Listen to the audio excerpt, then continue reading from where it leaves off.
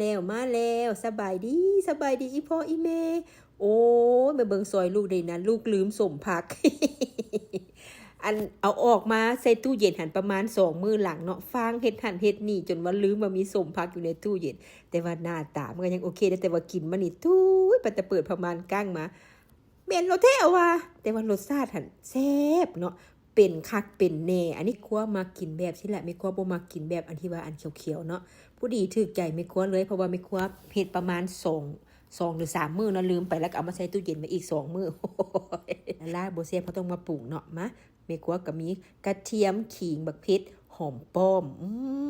นี่ดิสิปรุงใส่ขวดโหลเลยอีกจ้วงลงไปก็แม่นแป้งนัวอีกจ้วงนึงก็แม่นน้ำตาลอีกจ้วงนึงก็แม่นน้ำปลา ตามลงมาก็เป็นขิงกับกระเทียมเนาะตามลงมาอีกก็แม่นหอมป้อม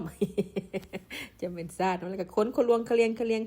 ปรุงตามมาก็ได้ไม่ความมักรสชาตินี่เนาะอันแบบว่าบ่ต้องปรุงอย่างหลายเนาะมันเพราะว่ามันเป็นเรียบร้อยแล้วหั่นน่ะพุ่นน่ะหอมขับบ้านขับเมืองหอมอย่างว่าที่หอมไม่ควรแต่คือสิเหม็นๆคุณสามี เอาซีมอีกละผู้ใดนับได้บอกว่ามีซีมจักเทื่อละซีมจนสิอิ่ม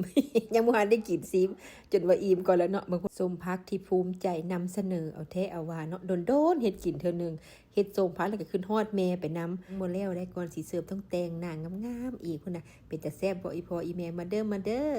สบายดีอีพ่ออีแม่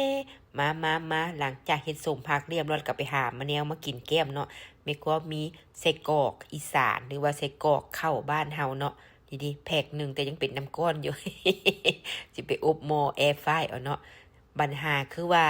แม่ก็สิพยายามเปิดหม้อแอร์ไฟร์ด้วยตัวเอง บางคนจิ้มซ้ายจิ้มขวาจิ้มซ้ายเอาสิสุกบ่มื้อนี้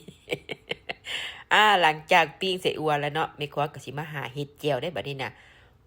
มื้อนี้สารพัดเห็ดอยู่เห็ดกินเนาะสิตำแจ่วบักเขือเนาะแม่ครัวต้มบักเขือแล้วเพราะว่าบังเอิญว่ามีบักเขือเก่าๆหั่นน่ะมาต้มตำแจ่วบักเขือใส่บักกอกจังหั่นน่ะมีผักบัวผักเทียมแล้วก็เกลือแป้งนัวลงไปเนาะตำคะลวงคะเลียงโอ้ยมื้อนี้เห็นอย่างแซ่บๆแบบว่านางแซ่บคนเดียวได้เพราะว่าคุณสามีบ่อยู่บ้าน เอาหลังจากต้มมะเขือแล้วเนาะแม่ครัวก็สิมาตำยั่วๆแยะๆโอ้ยเฮ็ดง่ายๆเด้อแจ่วมะเขือมื้อนี้นะแปลว่ามื้อนี้อาหารแบบขึ้นฮอดอีพ่ออีแม่อย่างใหญ่อาหารลาวเฮาล้วนๆเลยเนาะมีแจ่วมะเขือเนาะเอาลืมเว้าภาคว่าอันปรุงรสด้วยปลาแดกกับน้ำปลาเด้อตามมาด้วยหอมป้อม บัดละยายกับบ่แล้วเฝ้าอยากเว้าแฮงเนาะสาเหตุเฮ็ดอาหารหลายๆอย่างมื้อนี้เห็นก็ย้อนมาส้มผักอยู่ในตู้เย็นหั่นแหละปรุงส้มผักเรียบร้อยแล้วก็มาหาเฮ็ดแนวแก้มได้บัดนี้ก็คือนี่แหละแก้วบักเขือนี่ก็โอ้ยเป็นตาแซ่บบ่อีพ่ออีแม่แก้วบักเขือใส่บักกอกแม่ครัวก็บ่เคยเฮ็ดจักเทื่อได้แก้วบักเขือใส่บักกอกลองแบบสูตรพิเศษเนาะ ยังบ่แล้วเด้ไปเจอเขียบหมูมาอีกป้าเขียบหมูหาที่ซื้อมาเขียบหมูติดมันหั่นน่ะมาคุยใส่กับแก้วบักเขือเข้ากันเอาแท้เอาว่ะ บ่ต้องยังลืมเลยได้หันมาส้มผักยังท่าอยู่ เสอัวก็ยังปิ้งอยู่แต่ว่าแก้วบักเขือนี่นะคุยมากับอย่างก่อนเคบหมูนะก็จนว่าสิอิ่มละ ยังบ่แล้วอีกได้ ไปกลัวไปต้มไข่อย่างมักตูมซอยลูกแดงพวกนี้เป็นอีหยังก็บ่ฮู้ยากเฮ็ดกินเอาแท้ กินคนเดียวพุ่นน่ะอลังการงานสร้างยังบ่แล้วเนาะอันเตรียมเรียบร้อยแล้วเนาะมีเจียวมีส้มผักมีอันไข่ต้มมีเขียวหมูพุ่นน่ะกินเสอัวก็หอมมาพอดีป๊าดเป็นตาแซ่บบ่สีเหลืองอ่องทองซะเนาะสีงามอันนี้มันก็เจ้าขายอยู่ห้านมีครัวไปได้อยู่ห้านไทยบ่ห้านอีหยังลืมว่าซื้อมาจากไสเพราะว่าไปหลายบ่แล้วจนบ่ลืมว่าตัวเองซื้อหยังมาจากไสเนาะหน้าตาเป็นตาแซ่บบ่ข้าวเหนียวก็กำลังนึ่งอยู่ในหั่นก็ บางมื้อเด้อสิมาพาใส่กรอก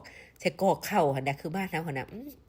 ตายละภาคไปอื่นน้ำลายไปพุ่นน่ะมีการโชว์ติ๊บเข่าเลยค่ะติ๊บเข่าไปก็ไปขอมาจากกันห้านลาวเขาเจ้ามาขอซื้อเจ้ากับบ่ขายเขาเจ้าให้มาเป็นทีละลึกว่าซั่น